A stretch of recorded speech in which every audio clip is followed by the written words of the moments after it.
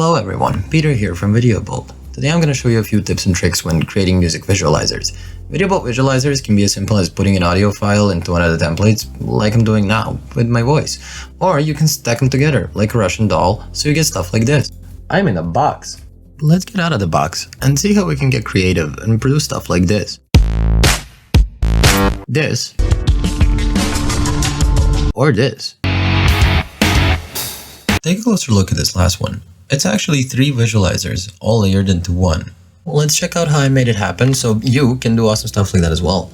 All my visualizers will be reacting to the song High Octane by bensound.com, a website with royalty-free music. The process is relatively simple. I start with a Thunderbeat visualizer, then use that as a background for Circular Lightning, and then put that as a background for Skullbanger.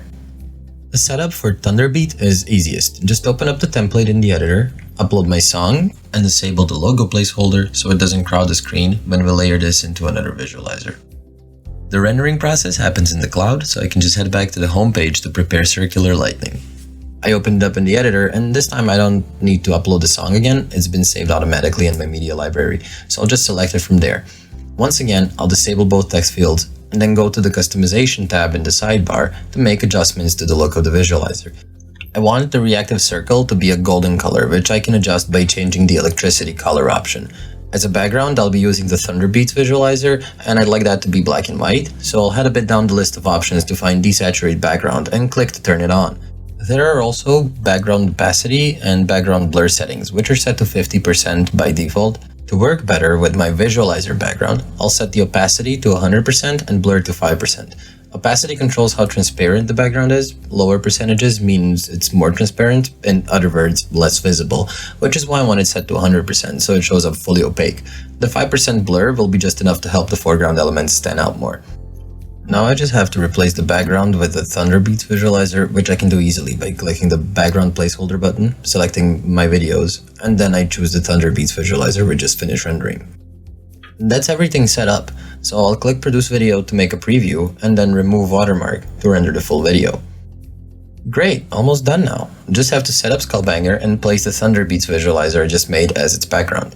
Let's open up Skullbanger. This time I'll fill the text fields with the song info and then head to the Customization tab. Firstly, I want to set these ember-like particles to the same gold color I used in Circular Lightning. Like I did before, I just click the color option and paste the hex color code. Another thing I want to change here is beat frequency. This option decides what the visualizer will register as beats in the song.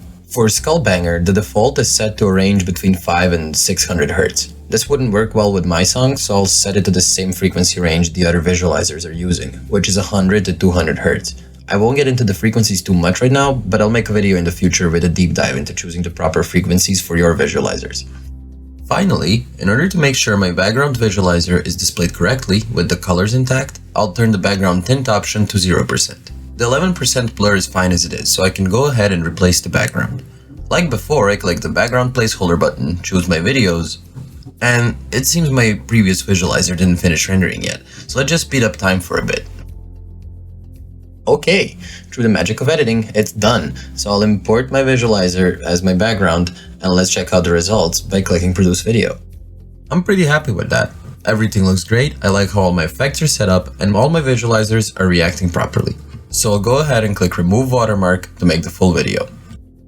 That's all it takes to make a visualizer inside a visualizer inside a visualizer.